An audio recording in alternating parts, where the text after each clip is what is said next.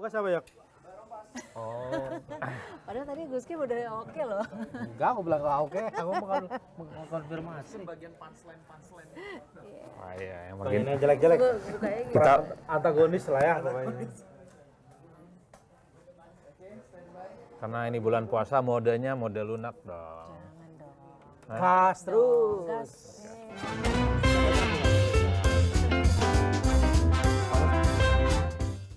Kembali lagi di Lanturan, ngelanturnya pasti mudah-mudahan relevan. Kali Wede. ini yang selalu memberikan komentar menarik tapi juga selalu menjadi sorotan adalah Mas Adi Praitno. Apa kabar Mas? Jadi udah mulai. Udah belum? Oh, udah mulai. Udah mulai ya. Masa belum siap-siap. Oke, lanjut. Gimana kabar? Rompas? Sehat ya? Alhamdulillah. Gus Kim, gimana kabarnya Gus Kim? Alhamdulillah. Kita Gus Kim. ngolah apa hari ini? Ini yang menarik nih Gus Kim. Ini di Instagramnya Mas Adi. Hmm. Komentarnya baru diposting kemarin. Sekarang udah 540 lebih. Soal apa? Pertanyaannya gini kalau kata Mas Adi. Melihat situasi negara saat ini bagaimana perasaanmu wahai pendukung capres nomor 1, nomor 2, nomor 3? Happy atau sedih? Kenapa Sekarang sih? pertanyaanku, Bang Adi milih capres nomor berapa? Rahasia. Itu dulu. Kan Rahasia. pemilu itu kan jurdil. Lah ini kok nanya? Udah gitu kok nanya. Ini Gus Kim, ini pertanyaan mancing nih. Lah iya. Ngeri ini kalau Udah kayak gitu nanya. Tapi saya kan dikasih catatan. Oke. Apa tuh? Saya selalu berusaha ya tampak kelihatan bahagia dalam kondisi apapun. I see. Mau susah, mau senang harus pura-pura bahagia, Bang. Enggak, tapi gini Mas Adi, kenapa membuat pertanyaan itu di momen saat ini? Biasa-biasanya enggak nanya negara loh. Emang ada apa negara kita? Dengan negara kita? Enggak, saya kira memang begitu banyak peristiwa politik di negara kita ini yang harus kita akui menimbulkan begitu banyak kontroversi dan kegaduhan ya. Kita kan ingin memancing bagaimana suasana kelompok-kelompok kritis kelas menengah yang memang hidup mereka ini di medsos ya secara umum untuk menyampaikan pesan-pesan dan aspirasi politiknya. Dan ternyata kalau kita bicara tentang sesuatu yang sifatnya kritis terkait dengan situasi kebangsaan kita, itu banyak sekali yang ngerespon. Dan respon mereka memang rata-rata negatif. Oh gitu? Iya. Rata-rata negatif? Iya, ketika misalnya saya coba untuk tanya kepada semua pendukung paslon ya, waktu di Pilpres 1, 2, dan 3, ini kalau mau dikalkulasi dan dibikin tabulasinya, 85% sentimennya negatif. Termasuk pendukung paslon yang Termasuk hari yang ini jadi betul, presiden. betul. Ada yang merasa kecewa dengan pilihannya, tapi kan sering diledek kan sama paslon yang kalah. Udah jogetin aja. Dijogetin. Tapi artinya berarti kalau masyarakat Indonesia ini sekarang sudah melek politik, sudah lebih pintar, sudah lebih kritis. Oh ya, itu memang tidak bisa dibantah. Dengan adanya medsos yang serba terbuka, kan setiap orang ini menjadi sumber berita dan mereka menjadi berita sendiri. Jadi ketika mereka ingin menyampaikan protes terkait dengan situasi politik, terkait dengan kondisi kebangsaan kita hari ini, mereka memang bunyi-bunyiannya di medsos, di X, kemudian di IG, kemudian di di TikTok dan seterusnya dan seterusnya. Saya kebetulan kan rada-rada mualaf ya kalau main medsos. Tapi kalau kita ngetes pasar untuk men-tracking bagaimana kondisi kebangsaan kita, kalau mengkritik narasi-narasinya itu adalah sesuatu yang misalnya negatif kepada pemerintah, itu responnya banyak sekali dan banyak yang mendukung. Sekarang pertanyaanku ke Bang Adi nih, Bang Adi itu termasuk yang kecewa atau termasuk yang ngeledek jogetin aja? Dua-duanya. Tapi mazhab saya itu dalam kondisi apapun harus kelihatan bahagia. Oke, Bang. sekarang di luar persoalan pilihannya Bang Adi 1, 2, atau 3. Tapi bagaimana Bang Adi melihat kondisi Indonesia hari ini dari kacamata Bang Adi? Ya pertama tentu kalau mau jujur ya, secara politik kita sudah selesai. Politik dalam konteks elektoral. Dalam arti stabilitas politik. Dulu biasanya masa transisi. Sudah selesai maksudnya sudah stabil? Pertama yang harus kita ukur itu biasanya ketika ada transisi kekuasaan politik itu selalu ada kegaduhan. Oke. Artinya Bisa pergantian rezim yang terjadi pada Jokowi kepada Pak Prabowo Subianto ini smooth dan kondusif. Pertanyaannya Bang ada pergantian rezim? Ya minimal ganti orang lah. Kalau ganti pemain ya sedikit ganti, sedikit enggak. Biasanya kalau kita mengacu pada Jokowi 2014 kan nggak bisa ngapa-ngapain di awal-awal. Hampir setahun penuh Jokowi tidak bisa melakukan apapun. Keputusan-keputusan politiknya diprotes oleh DPR. Partai-partai yang jadi oposisi selalu melakukan resistensi. Jadi jangankan bikin undang-undang, ngomong aja serba salah bagi Jokowi. Sesuatu yang beda dengan Prabowo Subianto. Sebelum dilantik saja, semua partai politik, termasuk yang kalah Pilpres, menyatakan dukungan politiknya dan bergabung dengan Prabowo. Itu yang saya kira. Bicara tentang stabilitas politik, Prabowo punya segala-galanya. Even PDIP sekalipun kan tidak mau jadi oposisi. Kebijakan-kebijakan politik di pemerintah, sekalipun itu kontroversial, PDIP juga memberikan dukungan politiknya. Terus problemnya Problemnya sekarang ekonomi. Kalau kita membaca teori-teori ekonomi politik, ada satu keyakinan, kalau stabilitas politik itu bisa kondusif, bisa dijaga, maka ekonomi bisa diwujudkan dengan nyata. Kan itu kan teori dasarnya. Dan sebaliknya, kalau stabilitas politik itu tidak kondusif, banyak protes, banyak demonstrasi, banyak huru-hara, DPR dan Presiden itu tidak akur, jangankan berharap pertumbuhan ekonomi, persoalan-persoalan yang dihadapi oleh masyarakat keseharian itu akan menjadi problem. Nah, per hari ini tesis itu sangat mudah untuk dibantah. Politik kita kondusif, tidak ada yang jadi oposisi, parlemen itu sami'na wa ta'na, ini akan tegak lurus kepada pemerintah dan presiden. Tapi kalau kita bicara tentang ekonomi, sorry itu saya harus kita akui, sedang tidak oke-oke aja. Ini valid kali kamu. Benar juga ya. Pengusaha UMKM. Jadi benar-benar dirasakan Jadi dia ya. sekaligus curhat sebenarnya. Sekaligus curhat. Colongan ya. Kenapa Bang? Indikasinya sederhana, misalnya PHK terjadi di mana-mana. Per hari ini belum ada solusi loh. Bahwa yang speak up banyak nanti akan ada desain untuk ditampung di tempat yang lain apa, tapi kan tidak terbukti. Faktanya belum ada. Belum teruji. Nah, yang kedua yang paling penting adalah daya beli masyarakat kok. Ya, ini suasana Ramadan kita bisa cek. Omset turun, lebih sepi. Bukan hanya omset ya? yang turun, agak rada-rada sepi. Biasanya di atas jam 9 malam itu rada ramai. Sekarang? Belakangan ya agak sepi dan senyap lah. Senyap. Bukan karena Lailatul Qadar ya. Tapi memang daya belinya. Sekalipun ada yang beli ya. Kalau dulu kan biasanya orang beli itu, misalnya nih kalau dia datang ke warung UMKM yang kelontong gitu, dia beli beras, beli telur, beli rokok dan kopi rata-rata dan Indomie. Ini separohnya sekarang Bang. Kadang rokok beli separuh, kopi juga beli sebatang. Jadi terlihat tergambar dari dan situ ini ya? indikator yang sangat real ya. Karena itu terjadi di masyarakat dan kabarnya jumlah pemudik tahun ini juga berkurang dibanding tahun sebelumnya. Kalaupun toh pemudik misalnya nanti membeludak, bagi saya itu bukan ukuran. Bisa dijadikan sebagai indikator ekonomi kita berdenyut. Ini ada satu istilah yang disebut dengan kemewahan yang terbatas kan, atau kemewahan yang dipaksakan. Mudik itu kemewahan. Punya dan nggak punya duit, orang akan memaksakan diri untuk mudik.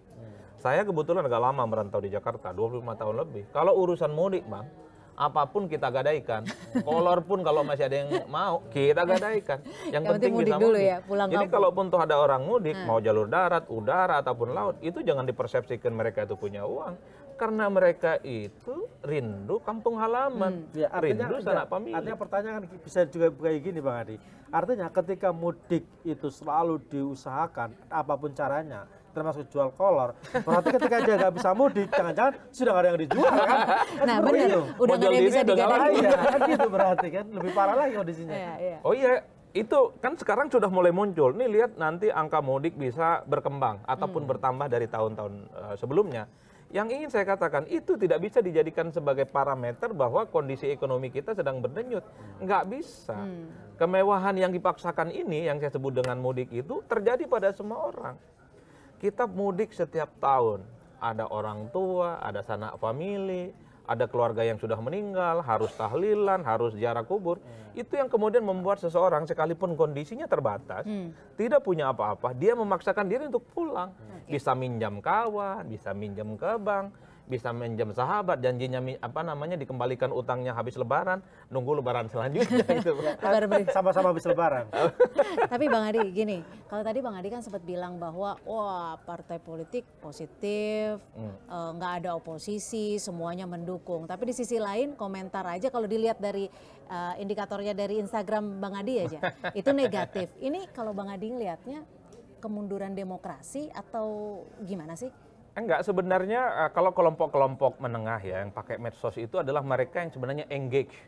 dan agak sedikit ngerti banget terkait dengan persoalan-persoalan politik. Ketika ada narasi bahwa Indonesia baik-baik saja, pasti mereka bertanya, apa ukurannya Indonesia itu baik-baik saja? Oke, politiknya selesai, nggak ada oposisi, nggak ada yang protes, oke, nggak ada perdebatan. Tapi ketika bicara angka-angka yang terkait dengan PHK, apa yang kau bisa bantah? Seritek itu kan ratusan ribu di PHK, apakah kau ingin bilang itu baik-baik saja? Ini industri besar kok, jadi andalan dari dulu, boleh. Apa yang kemudian menyebabkan ini semua? Dan kemudian banyak orang yang per hari ini jerit-jerit misalnya soal daya beli mereka berkurang. Ya. Kan itu bisa dicek ya. Ramadan rada-rada nggak ramai, buka bareng agak jarang. Bener, Dan itu bahkan bener. kalaupun toh ada ngumpet-ngumpet. Pasar-pasar kaget yang itu setiap hari ada, buka dari jam 3 sore, itu per hari ini juga kita sulit untuk mencari dibandingkan dengan yang sebelumnya. Itulah yang saya sebut sebagai sebuah indikasi. Jadi kelompok-kelompok kritis yang pakai medsos itu bertanya, bagaimana Anda bisa menjelaskan soal kayak gini. Kemarin soal Danantara, waktu launching dan sebelum launching, ini kan respon pasar jadi negatif. Waktu muncul istilah Danantara, 7%-nya sudah jeblok kan. Ketika launching soal struktur pengurusnya juga jeblok. Tapi yang penting kan pangan aman. Ini Gus Kim mulai ikutan nyinyir. Nah itu yang saya sebut bahwa kelompok-kelompok kritis ini nggak bisa menerima sesuatu itu tanpa pertanyaan-pertanyaan kritis. Beda dengan masyarakat di bawah. Apa yang disampaikan udah tegak lurus saja. Karena mereka nggak terlampau peduli. Yang mereka tahu itu adalah bagaimana keseharian mereka itu terjamin. Dan ingat kelas menengah ke bawah itu kan dapat banyak bantalan, Bang. Ada bansos, ada PKH. Jadi nggak protes kalau ada apa-apa. Tapi beda dengan kelompok kelas menengah, Bang. Dia mempertanyakan sesuatu yang dinilai valid dan benar. Jangan-jangan memang ada sesuatu yang masih belum terkonfirmasi. Tapi kalau bicara soal kelas menengah, ini kan justru kelas yang terhimpit ya, dapat bantuan. Terlalu miskin untuk mendapat bantuan, tapi terlalu kaya untuk disebut memiliki uang. Iya begitu. Kalau kita mau membaca range yang disebut dengan kelompok kelas menengah, mereka yang punya duit bulanan ya, 2,5 juta sampai 10 juta. Ini problemnya sekarang mereka ini agak sedikit galau. Nggak ada bantalan, nggak ada bansos, nggak ada PHK. Tapi disebut orang kaya nggak juga. Untuk hidup di Jakarta misalnya 10 juta, ya sorry tuh saya tidak bisa bicara banyak, Bang. Cepet-cepetnya itu bukan kelas menengah itu. Kelas agak menengah gitu ya. Atau yang dipaksakan menengah. Per hari ini kalau kita menghitung data-data, kelas menengah itu adalah mereka yang tidak lagi bekerja di sektor formal, Bang. Iya. Karena tidak bekerja di sektor formal, tidak punya duit bulanan dan akses terhadap kebutuhan hari-hari akan mereka terganggu. Nah itu yang agak rumit. Dari tadi aku keheran, ini setahu kok Adi Prayitno ini pengamat politik. Sekarang jadi tadi ekonomi ngomongin ya? ekonomi terus ya. Kan, Baju bola ya? Kan kita ingin menjelaskan. Kasih ruang lah buat yang lain, jangan semuanya diambil. Enggak, kan begini, studi-studi ekonomi politik juga dipelajari di ilmu politik. Kan ekonomi dan politik dari dulu dianggap dua variabel yang berbeda. Enggak begitu ceritanya. Ekonomi dan politik itu bagaikan pisau bermata dua dan tidak bisa dipisahkan satu sama yang lain.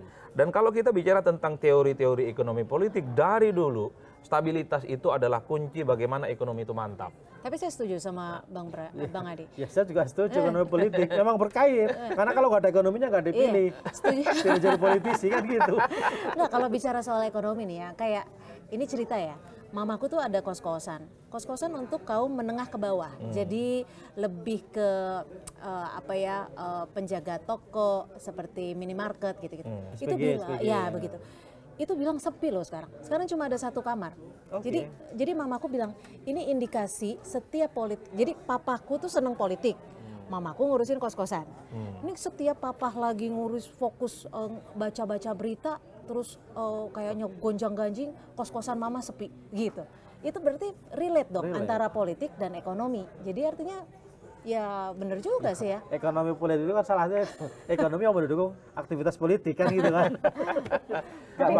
Enggak, kita tentu berharap ya di tengah situasi bangsa yang sebenarnya tidak ada resistensi yang berlebihan, tidak ada permusuhan antara DPR dan pemerintah. Saya kira persoalan ekonomi kita selesai sih sebenarnya. Mestinya. Harusnya. Ekonomi tumbuh, investasi datang ke Indonesia. Pertanyaannya, apa yang membuat? Ini kan logikanya seperti itu ya. Politik stabil, harusnya ekonomi juga tumbuh dong. Iya. Tapi faktanya kan sebaliknya. Nah, kalau Bang Andi kenapa? Ya memang kondisi ekonomi kita sebelum pemerintahan yang sekarang memang lagi nggak kondusif. Hutang luar negeri kita banyak. Jatuh tempo pula ya. Betul, jatuh tempo itu kan angkanya cukup fantastis, ribuan triliun kan. dan kemudian angka pengangguran dan kemiskinan kan terus bertambah, Bang, di tengah situasi yang tidak menentu. Jadi maksudnya salahnya pemerintahan sebelumnya. Ya ini sebenarnya akumulasi lah dari kebijakan-kebijakan yang tidak melihat bahwa persoalan ekonomi itu adalah persoalan yang prioritas. Kalau kita mau jujur sebenarnya per hari ini persoalan yang real dihadapi oleh masyarakat ekonomi kok, Bang.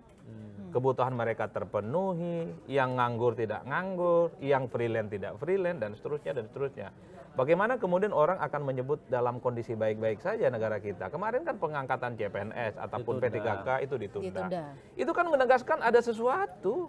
Bahwa sudah ada timeline-nya 3 bulan lagi, 4 bulan lagi, oke, nggak ada bantahan. Ada indikator ataupun ada gambaran bahwa pemerintah sebenarnya juga panik ya? Ya bukan panik sih sebenarnya, mungkin agak sedikit tergopoh-gopoh.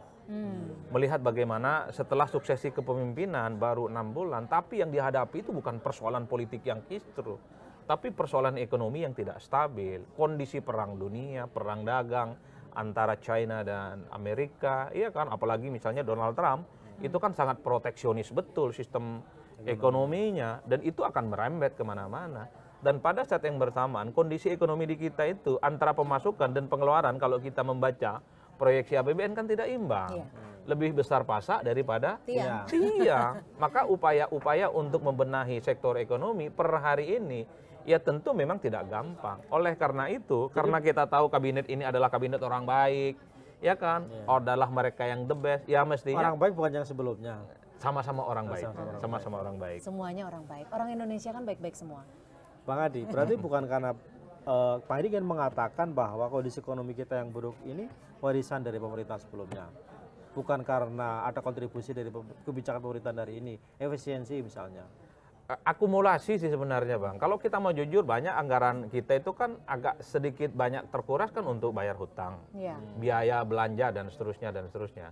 Kalau tidak salah, postur dan proyeksi APBN di 2025 itu memang lebih banyak pengeluarannya ketimbang pemasukannya, Bang. Efisiensi yang dilakukan ini hanya sebatas menambal sejumlah kekurangan-kekurangan yang dimiliki oleh APBN kita. Mesti ada upaya-upaya lain supaya ekonomi kita tumbuh. Dan pada saat yang bersamaan ada PHK. Pada saat yang bersamaan orang tak lagi bekerja di sektor formal. Banyak yang freelance dan seterusnya dan seterusnya. Hal-hal yang semacam ini tentu tidak bisa disepelekan.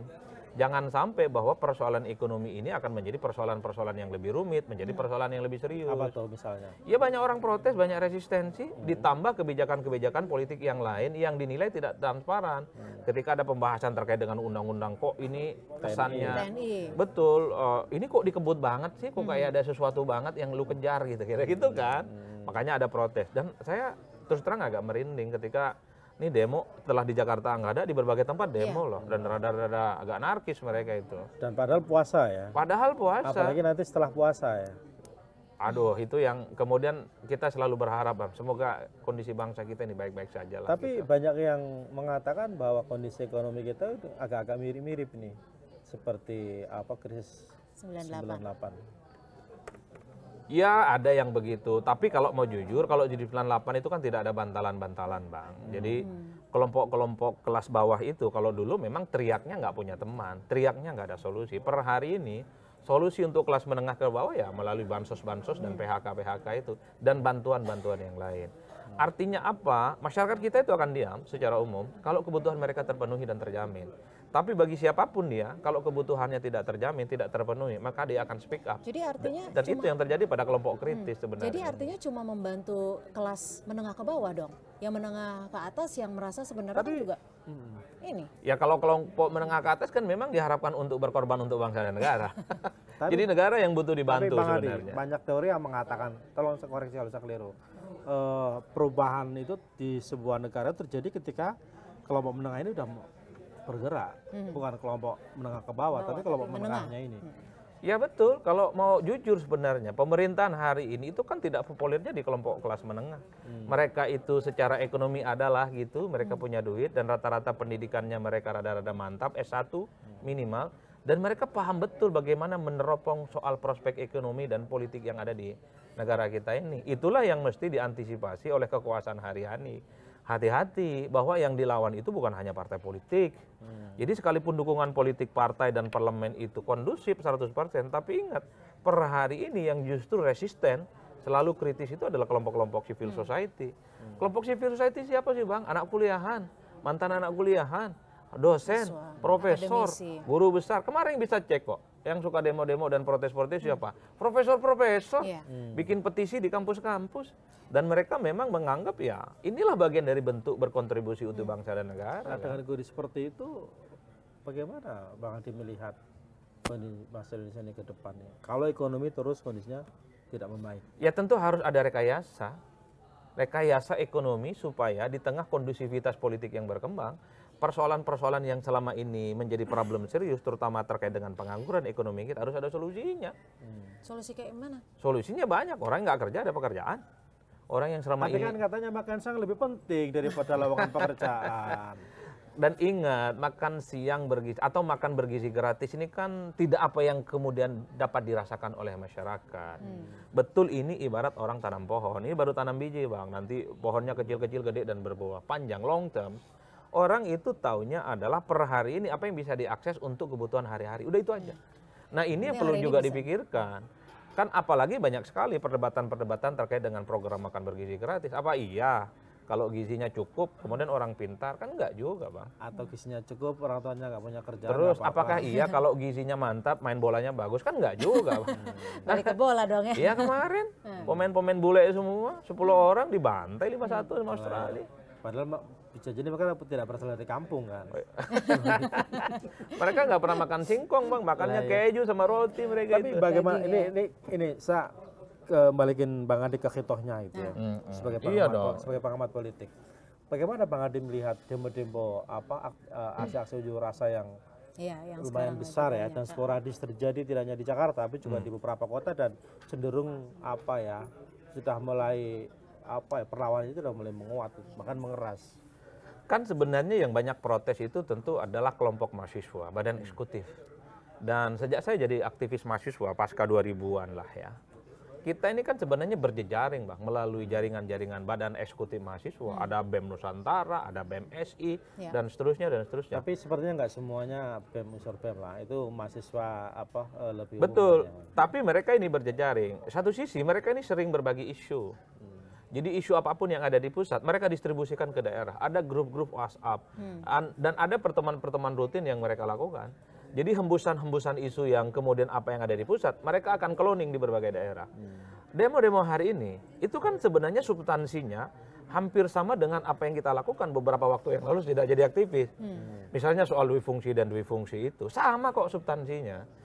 Dan saat ini lebih masif karena adanya media sosial dan pemberitaan yang expose-nya cukup luar biasa. Ini yang kemudian menjadi kegaduhan menurut saya adalah karena tidak adanya komunikasi sebenarnya dari kekuasaan. Sebut saja pemerintah, sebut saja DPR dengan kelompok-kelompok yang selama ini kritis. Apa susahnya sih kalau bahas undang-undang panggil orang-orang yang selama ini nentang, nolak, obrolin, diskusi, disiarin secara langsung, bisa lewat Zoom, live streaming. Supaya orang tahu sebenarnya siapa secara argumen itu kuat. Bukan logika menang-menangan. Lah saya yang berkuasa kok, emang kau siapa? Tapi makanya tidak mengherankan kalau ada yang ngomong, ya rakyat itu kan dibutuhkan suaranya kalau 5 tahun sekali aja.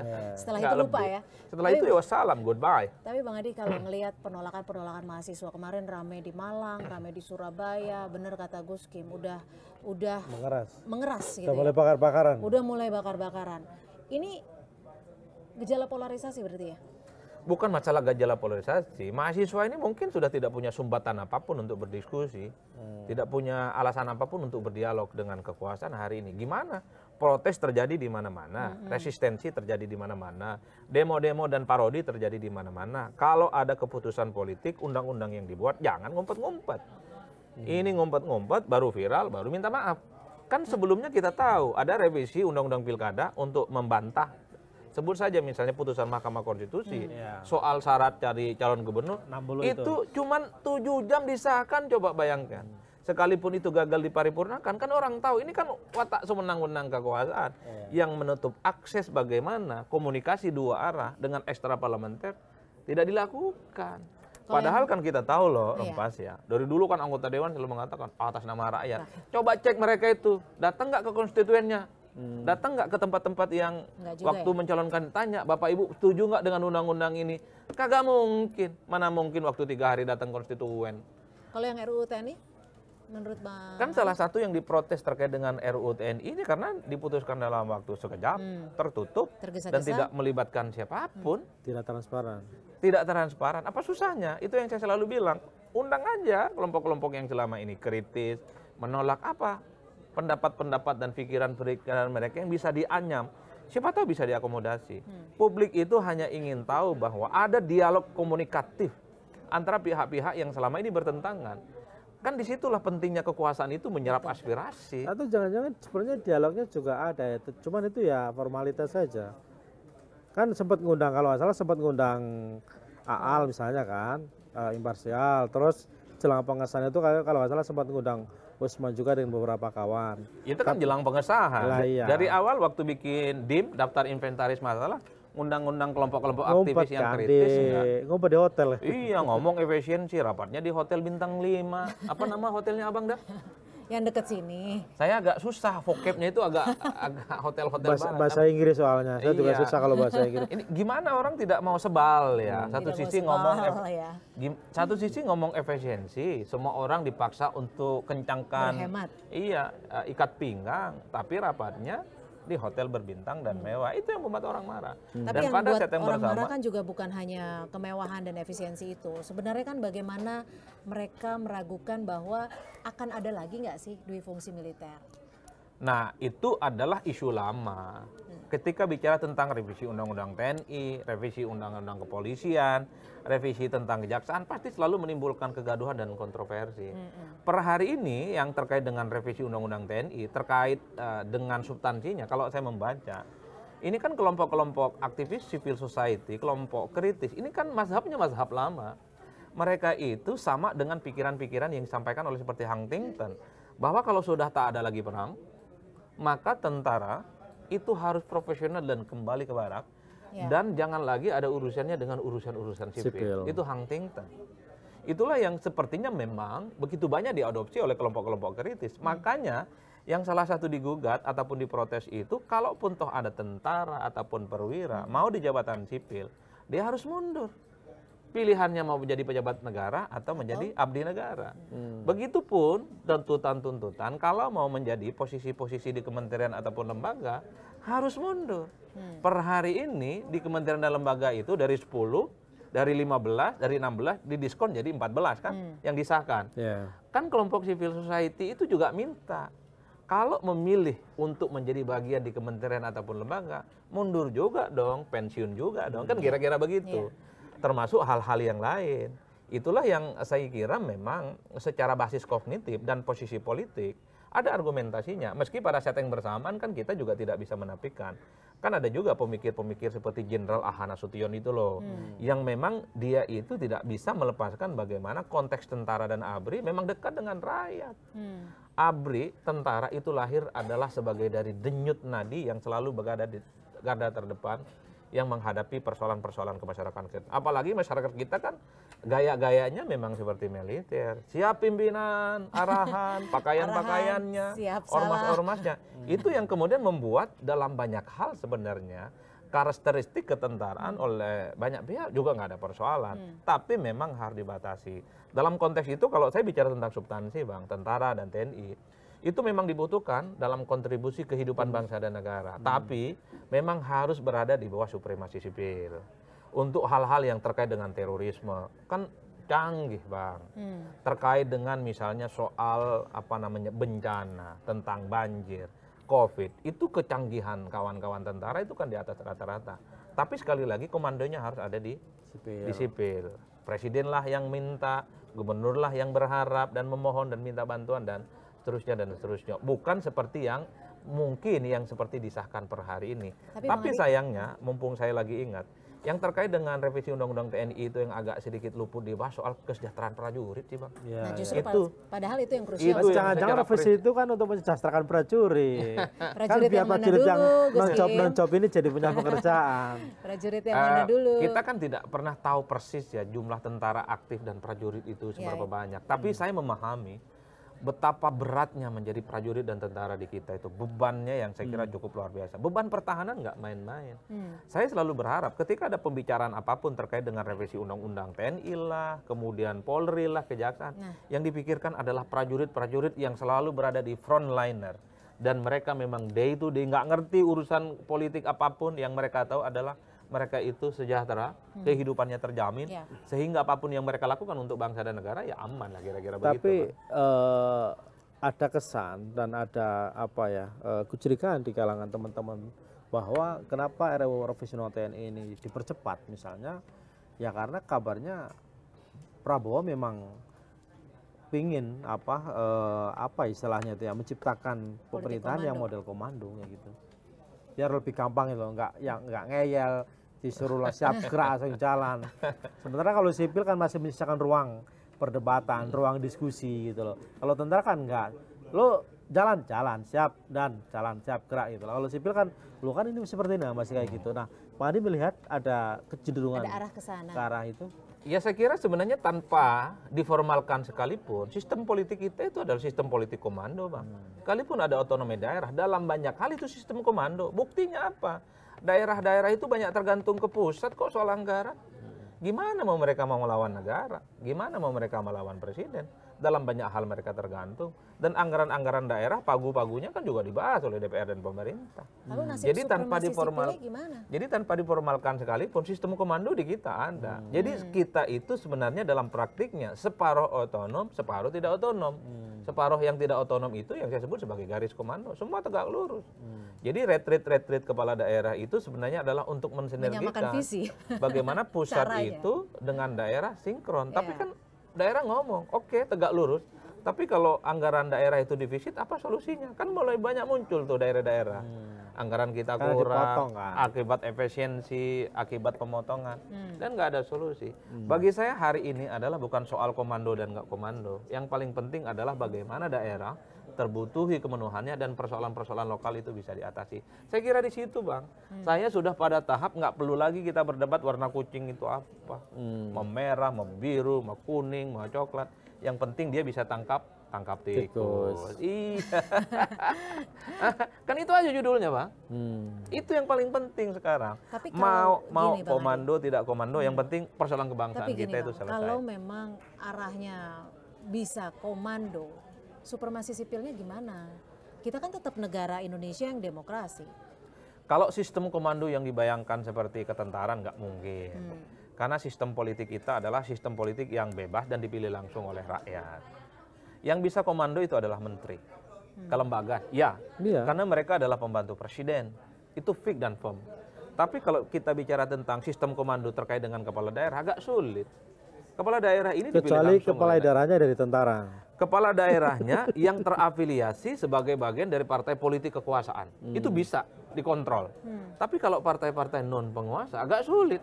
Apa yang terjadi pada PDIP misalnya ketika dia memboikot sejumlah kadernya untuk tidak ikut retreat, ini kan salah satu bukti contoh bahwa dalam banyak hal mereka itu bukan pembantu presiden, wali kota, bupati dan gubernur bukan pembantu presiden, mereka itu pembantu rakyat.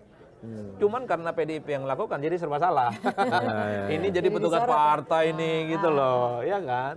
Yang ingin saya katakan adalah sistem komando dalam konteks bahwa menteri, wakil menteri, kepala badan, kepala lembaga, kepala kementerian, ya itu nggak bisa dibantah, Bang.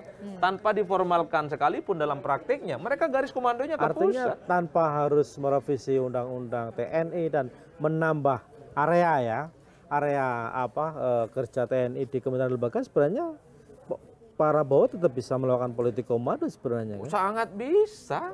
Lo tanpa diformalkan semua orang dan semua partai tegak lurus kok. Tapi kalau Bang Adi sendiri melihat bahaya nggak sih undang-undang TNI yang baru kita ini buat demokrasi dan kebebasan berekspresi kita? Kan sebenarnya ada beberapa kritik yang terkait dengan revisi undang-undang TNI yang sudah disahkan ya. Satu, kalau ada perwira dan tentara aktif menempati posisi-posisi di kementerian dan lembaga ataupun di posisi sipil, kalau ada persoalan-persoalan hukum, apakah bisa diproses melalui proses-proses hukum sipil misalnya? Kan itu menjadi tanda tanya karena per hari ini kalau melekat pada seorang tentara ataupun perwira aktif terjadi persoalan hukum bukan peradilan-peradilan sipil tapi peradilan militer. Kan kasusnya pernah ada yang terkait dengan kasus OTT Basarnas itu kan. Ya. KPK justru minta maaf. Direvisi. Artinya apa? Status tersangkanya. Ini harus clear. Ini harus clear. Kalau tidak salah, unsur kekuasaan sudah ngomong katanya bisa diproses melalui proses-proses peradilan sipil. Itu harus difikskan. Minimal kelompok-kelompok kritis tidak lagi protes dan resisten. Jangan sampai ada istilah disebut dengan imunitas kan. Jadi siapapun yang bersalah di negara kita jangan berbelit-belit, sama kok. Toh kita punya presiden mengatakan bahwa tak ada orang yang kebal hukum di negara kita. Cocok. Di samping itu kan retorikanya. Faktanya ya harus dieksekusi dong. Kalau tidak dieksekusi berarti membantah presiden, membangkang presiden.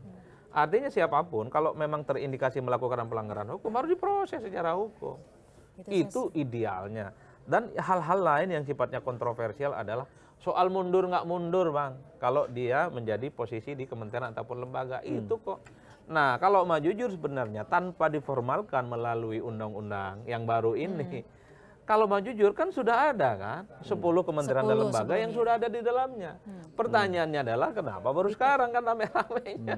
Dalam prakteknya sudah. Kurang 10. Ya itu yang saya kira menjadi hal-hal yang sifatnya kritis. Itulah yang saya awal mengatakan bahwa memang agak menjadi problematik sebenarnya perdebatan soal tentara apakah boleh terlibat dalam urusan politik kenegaraan ataupun tidak. Dua mazhab, pemikirannya banyak. Orang seperti Huntington akan menolak, nggak boleh tuh. Jadi fokus pada pertahanan. Tapi orang seperti Jenderal Aha Nasution memperbolehkan. Tapi bukannya memang di negara maju memang tentara itu memang profesional dan kerjanya adalah fungsi-fungsi pertahanan aja. Ya memang itu tidak bisa dibantah. Tapi di kita untuk mengakomodasi pertahanan dan keamanan seperti tentara, kan celahnya ada Bang, terbuka secara signifikan. Dan itulah yang sepertinya membuat kenapa pihak-pihak yang pro terkait dengan revisi Undang-Undang TNI itu, satu argumennya bagi saya adalah karena memang tingkat approval rating, tingkat kepuasan yang cukup tinggi terhadap tentara itu di atas rata-rata. Ya itu pintu masuk kan sebenarnya. Itu yang kemudian membuat, jadi apa yang kemudian dirisaukan, tapi ingat, saya kasih catatan kritis, tingkat kepuasan yang tinggi terhadap TNI itu karena selama ini TNI tidak dipersepsikan terkait dengan urusan politik. Jauh dari unsur-unsur politik, jauh dari unsur-unsur politik elektoral. Makanya positif. Makanya ketika terlampau jauh misalnya masuk dalam ranah-ranah sipil, jangan-jangan persepsi publiknya bisa ambruk total, jangan-jangan bisa berubah secara signifikan. Tapi overall sebenarnya kalau saya secara prinsip per hari ini kan sudah disahkan undang-undangnya Bang. Kan masih di CR. Masih di ini juga, uji materi. Ya itu bagian dari kemewahan demokrasi. Baru disahkan hari ini, besok juga judicial review. Dan tentu kita berharap bagaimana Mahkamah Konstitusi ya bisa melihat bagaimana situasi yang berkembang. Yakin nggak? Kalau saya dengan undang-undang MD yang baru ini, MD 3 yang baru. Kalau saya melihat yakin kok bahwa apapun yang diputuskan oleh Mahkamah Konstitusi itu ihdinas sirotol mustaqim. Terutama MK pasca putusan calon presiden dan wakil presiden. Kan banyak sekali putusan-putusan yang diapresiasi. Misalnya ambang batas parlemen tidak lagi 4%. Ambang batas presiden kemudian dihilangkan. Kan kira-kira begitu loh Bang. Kemarin anggota dewan terpilih tak boleh mundur untuk alasan calon kepala daerah. Nah, kalau besok ada keputusan yang tiba-tiba membuat sipil society itu senang, ini MK ihdinas sirotol mustaqim. Kalau tidak sesuai dengan harapan civil society, ini zaman kegelapan. Tapi pertanyaannya, kekhawatiran banyak orang itu kan putusan-putusan itu terjadi sebelum DPR bikin undang-undang MD 3 yang baru, yang mereka bisa recalling kepala-kepala lembaga ini, komisi termasuk MK. Terlampau vulgar sebenarnya kalau harus merecalling ya hakim-hakim konstitusi di tengah kekisruhan yang ada. Karena apapun masyarakat kita sudah pintar dan cerdas. Kalau lagi membahas sesuatu yang sifatnya prinsip dan sensitif, tiba-tiba ada yang ditarik, direcalling, nah ini pasti ada permainan. Jangan terlampau vulgar juga kekuasaan. Per hari ini setiap orang itu jadi jubir, per hari ini setiap orang itu jadi media, per hari ini setiap orang itu jadi sumber berita. Itulah yang muncul di medsos, di media mainstream, bunyi-bunyian. Betul, revisi undang-undang TNI itu tidak ada yang protes kok. Revisi undang-undang pilkada tidak protes, tapi sampai hari ini bully-bulian dan kritik-kritiknya tidak berkesudahan. Gak ada yang protes gimana? Di DPR maksudnya, di DPR kan ada simplifikasi penyerahanan. Kalau DPR dikendalikan, semua partai berkoalisi, aman ini negara urusan politik. Nyatanya enggak. Lawan politik yang sebanding per hari ini justru adalah gerakan civil society, gerakan mahasiswa. Ekstra parlementer jatuhnya. Kenapa? Dia ekstra parlementer jatuhnya. Betul, dan yang medsos. bergerak. Dan medsos. Netizen berkuasa ya. Iya. Kita bisa cek sekarang, Abang sama Rompas nih, coba bikin status di IG, di Twitter atau di X. Oh iya. Saya Coba mengkritik pemerintah, mengkritik kekuasaan. Wah, engagementnya besar sekali, Bang. Besar. Yang biasanya sepi, senyap, nggak ada yang komentar, nggak ada yang mau Jadi engage. pokoknya besar. kalau pengen punya follower banyak, Oh, kritik iya. pemerintah. Kritik pemerintah. Kritik. Ilmunya Bang tapi Adi. itu kalau kita bicara komunikasi di media sosial, kita bisa tahu artinya ya. Masyarakat ini sekarang lagi gundahnya seperti apa. Tapi yang sekarang juga gundah adalah gimana gaya komunikasi pejabat. Maksudnya siapa Mau nih? masakan apa? Cynthia Iya. memasak. Oh, yang kemarin apa tuh PCO ya? Political. Ada itu, ada juga soal bahwa THR. THR saat Lebaran itu fenomena yang biasa. Ada apa lagi Gus Kim? Itu apa MBK lebih penting dibanding lowongan pekerjaan. Iya. Timnas kita kalah karena kampungan, kurang bergizi. Banyak dong. Ini bahasa-bahasa komunikasi kayak gini menyakiti rakyat nggak sih? Ya, jadi retreat itu berasa nggak ada gunanya. Nggak ada gunanya. Retreat itu mestinya bukan hanya soal tegak lurus satu komando ya, sinergis antara pusat dan daerah. Bukan hanya sinergis antara presiden dengan para menteri, pembantunya. wakil menteri dan para pembantunya. Saya bayangkan adalah retreat itu juga bicara terkait dengan tata bicara kepada publik, itu yang paling penting. Menurut saya sangat relevan pernyataan Prabowo Subianto bahwa pentingnya membangun komunikasi politik yang baik kepada rakyat. Saya khawatir begitu banyak keputusan-keputusan politik pemerintah yang pro dengan rakyat, yang populis, itu Nggak justru nyampe. rusak. Justru tidak sampai gara-gara speak up ke publiknya nggak Disampaikan oke. dengan cara yang keliru. Contoh soal makan bergizi gratis, senanglah. Siapa yang tidak senang dikasih makan bergizi gratis? Awak pun senang, sanak saudara yang selama ini tidak dapat bisa dapat, Bang. Tidur-tidur aja nih dapat makanan, kan Tapi kira-kira kalau orang begitu. tuanya nggak punya kerjaan kan repot juga. Ya betul, itu pikiran lanjutnya. Tapi kan kita mendengarkan bagaimana statement di sekitar orang-orang yang terkait dengan makan bergizi gratis kan agak rada-rada kurang oke. Iya. Satu misalnya sempat mengusulkan supaya belalang, Ya. bulat, apalagi itu. Gaya bahasa Dan seterusnya bagian dari salah satu menu makan. Orang kan kaget, ya kalau nggak siap jangan maksain lah MBG ini. Kan kira-kira begitu loh Bang. Belum lagi misalnya baru ada anak kecil protes soal menunya yang agak mentah, dagingnya kurang oke. Dia itu kemudian diserbu oleh para buzzernya. Dan para buzzernya sekarang jadi staf sus. Jadi nggak Dan bisa itu nggak oke. Artinya apa? Kebijakan-kebijakan pro rakyat yang semacam ini, kalau kemudian disampaikan tidak oke dan ajak, bisa menjadi sesuatu yang buruk. Bang. Jadi bumerang. Belum lagi yang abang tadi sampaikan itu. Masa iya permintaan THR oleh ormas itu dianggap sebagai sebuah budaya? Budaya dari mana?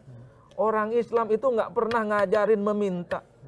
Ada satu dalil yang menyebutkan al yadul ulya khairum min yadis syuflah. Tangan di atas itu lebih penting ketimbang tangan di bawah kok. Minta THR itu kan nadah, Bang. Apalagi disebutkan Apa oleh yang disebut Wakil dengan Menteri budaya? Agama ya. Budaya meminta itu adalah budaya di mana bagi masyarakat yang primitif. Karena dia nggak merdeka hidupnya. Nggak berkembang. Kalau Jadi kasih itu yang saya skor, sebut kalau kasih hati-hati. skor 1 sampai 100, gaya komunikasi pemerintahan kita gimana? Aduh buruk Pak, buruk. Udah saya nggak mau sebut 1 sampai 10 berapa, tapi nggak oke nih. Yang paling Dia fatal yang trauma sama Anies kayaknya. tidak semua. Oke. Tapi mostly yang sering speak up ke publik rada kacau. Termasuk yang terakhir yang disuruh memasak daging babi itu. Itu nggak sensitif betul. Orang bertanya, mana mungkin kau itu menjadi seorang jubir pemerintahan. Di tengah ada orang yang mendapatkan ancaman. Iya. Kiriman kepala babi, tikus tak ada kepalanya. Kau bilang suruh masak. Ampun betul, ini nggak sensitif. Orang, rakyat itu nggak perlu dibantu kok oleh pemerintah. Nggak perlu di backup secara moral dan politik. Yang penting tidak memberikan pernyataan-pernyataan yang justru menganggap teror itu sepele. Bagi saya ini bukan hanya soal jurnalis dan nggak jurnalis. Teror ini bisa terjadi pada siapapun. siapa saja. Tinggal nunggu giliran kok. Kalau ada pihak-pihak tertentu tidak happy dengan statement, dengan pemberitaan, dengan podcast, bukan tidak mungkin kiriman-kiriman itu juga akan menyasar kepada siapapun.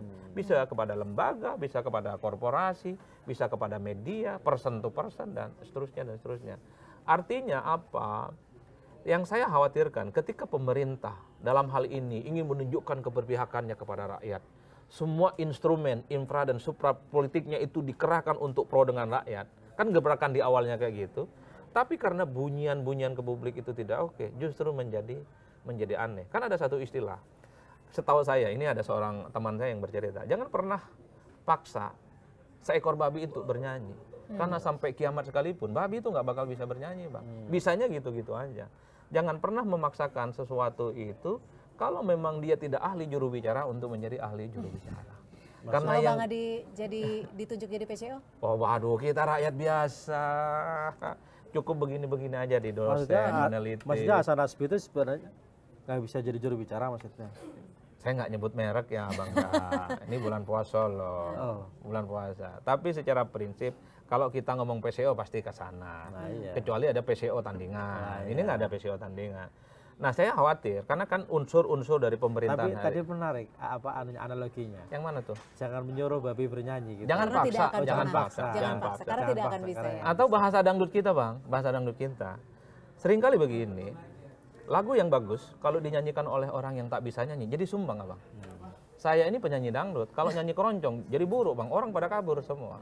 Tapi logikanya ya masuk sih ya. Oh ya masuk dong, masuk. Kalau lagu bagus dinyanyikan orang yang suaranya tidak bagus ya jadi terdengar semua. Jadi nggak bagus. Kecuali lip sync. Nah itu yang saya sebutkan Bang, saya khawatir pemerintah yang hari ini kelihatan pro rakyat, bikin kebijakan-kebijakan populis, makan bergizi gratis, bikin rumah 3 juta untuk rakyat, sekolah gratis, apalagi listrik ya, termasuk dan antara katanya untuk rakyat. Kalau speak up kepada publiknya tidak oke ya, yang timbul itu jadi memang jadi PR buat Prabowo ya untuk beresin komunikasi publik. Betul. Anak buahnya gitu ya. Karena kalau enggak ya akan terus seperti ini kan. Karena kan ini bukan yang pertama sebenarnya. Udah mulai dari soal PPN 12%, gas melon, betul. Apalagi itu. Terus itu juga sama tuh soal oplosan, ya kan? Pertamina. Terus belakangan ini yang paling parah yang belakangan ini memangnya soal. Tapi gini loh Gus Kim dan Bang Adi, kalau dilihat ini kan pemerintahan Pak Prabowo baru berjalan beberapa bulan ya.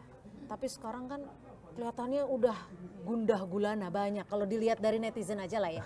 Kalau Bang Adi nilainya gimana sih? Ini wajar karena kita memang mengganti seperti tadi Bang Adi bilang rezim baru. Kalau mau jujur sebenarnya kita hitung satu persatu, Pak Prabowo Subianto dengan Gibran Rakabuming Raka itu sangat kelihatan sekali bikin kebijakan-kebijakan yang langsung menyentuh persoalan rakyat. Dengar Rakabuming Raka, Gibran ini kedengar juga ya akhirnya. Iya kan satu paket Bang, satu paket. Nanti dikira kita membentur-benturin.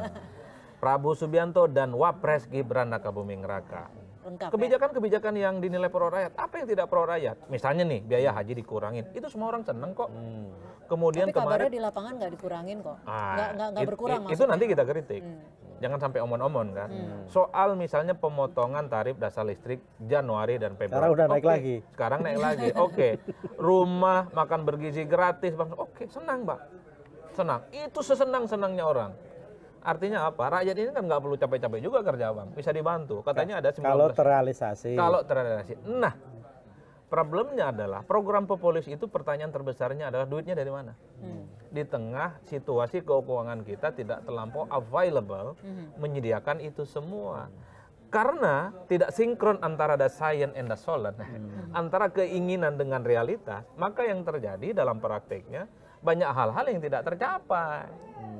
Iya kan, listrik yang awalnya sempat subsidi ataupun pemangkasan sebulan 2 bulan sekarang kembali mahal. Kalau betul apa yang disampaikan oleh Gus Kim misalnya soal biaya haji yang sempat pangkas, nyatanya tidak dipangkas, berarti memang soal postur anggaran kita yang tidak terlampau support. Itulah yang saya sebutkan, 2 hal. Keinginan-keinginan baik dari pemerintah kita dukung, kalau dalam realitasnya misalnya tidak konkret dan hanya omong-omong, kita kritik. Jadi kita apa dong yang harus diperbaiki sekarang? Yang urgent lah ya, selain komunikasi, ini kan kebijakan-kebijakan juga banyak disoroti. Apa yang paling krusial supaya rakyat tuh nggak marah? Kalau saya sederhana, kebutuhan dasar masyarakat harus dipenuhi. Bansos oke, PKH oke, tapi ingat, orang yang tidak bekerja, itu harus bekerja. Itu yang paling penting. Bahkan kemarin ketika ada program makan bergizi gratis, nggak apa-apa lah anaknya nggak makan, yang penting bapak ibunya bisa bekerja. Biar makan itu urusan anaknya. Artinya apa? Badai PHK yang begitu kuat ya, awal tahun 2025, itu harus ada solusinya. Dan pemerintah harus jujur dan terbuka. Nggak perlu ngomong seakan-akan menjadi pemadam kebakaran. Oh nanti kok akan diserap di tempat yang lain. Udahlah, orang nggak butuh itu. Sektor real terbukti. Begitu banyak pengangguran akibat PHK nggak selesai. Nggak usah jauh-jauh ceritik aja belum ada solusi. Jadi yang kedua, Bang, orang-orang yang selama ini kerja di sektor informal, kalau bisa sektornya kembali formal, Bang. Karena orang tidak punya duit harian, tidak punya duit bulan, itu galau. Dampaknya apa? Daya beli yang akan berkurang kok. Bagaimana Akhirnya, mereka? Ujung-ujungnya ekonomi lagi ya. yang diganti apa jadinya? Kebijakannya yang diganti. Ya artinya apa? Harus ada rekayasa supaya orang nganggur tidak bekerja, bisa bekerja dan tidak nganggur. Orang yang dari dulu informal kembali tidak informal bisa kerja menjadi formal. Seperti CPNS, P3K segera harus disahkan, harus segera dilantik. Efisiensi. Ini kan untuk kepentingan abdi negara, bukan untuk yang lain. Efisiensi itu yang hura-hura mestinya, kunjungan ke luar negeri dikurangin, studi Rapat di banding hotel mahal. yang kayak gitu dikurangin. Kalau hal-hal lain memang untuk support sistem untuk kebutuhan bangsa ya memang harus dipenuhi. Kan rapat-rapat di hotel yang misalnya setahun 10 kali bolehlah separuh aja misalnya. Iya kan? Kemudian SPD atau oleh-oleh kalau habis pertemuan apa itu bisa dikurangi. Itu aja dikurangi. Tapi bahwa persoalan-persoalan lain yang memang itu menyangkut hajat hidup aparatus negara yang lain yang mestinya dilantik atau disahkan ya harus dikeburukan. Kalau itu menurut saya diselesaikan, orang kembali bekerja, sektor formal kemudian berdenyut, termasuk misalnya P3K dan CPNS itu, ya ini minimal dipersentasekan kurang lebih sekitar 25%. Ini akan membuat daya denyut ekonomi kita berkembang, Mbak. Kan ini akan mensupport bagaimana daya beli mereka akan berkembang. Kemudian kebutuhan hidup mereka tidak akan berkeluh kesah dan seterusnya. Contoh, kebijakan lainnya adalah ketika ada pemotongan tarif biaya listrik yang Januari Februari, kalau mau jujur itu sangat mensupport. Karena masyarakat bawah dan kelas menengah itu merasa terbantu. Yang mestinya duitnya banyak untuk beli token, kira-kira begitu, mereka bisa alihkan ke yang lain. Bisa beli beras, bisa beli sembako, bisa beli telur, bisa biayain. Yang untung yang punya warung. Iya, yang untung sekalian curhat juga. Ya, itu berkah sedikit aja. Artinya apa? Itu kebijakan-kebijakan yang menurut saya terukur. Tapi ingat, kalau kebijakannya cuma sebulan 2 bulan, ya wassalam aja gelap gulita. Maksudnya mau korting listrik terus menerus. Kalau mau pro rakyat beneran harus serius. Jangan cuma 2 bulan ya. Jangan cuma 2 bulan. Jadi MBG juga jangan cuma siang ya, tapi pagi siang malam gitu ya. Itu cocok. Ketemu lagi di Lanturan edisi berikutnya. Terima kasih Gus Kim. Terima kasih Rombang luar biasa. Thank you. Kita lagi semangat-semangatnya ini langsung di close ya.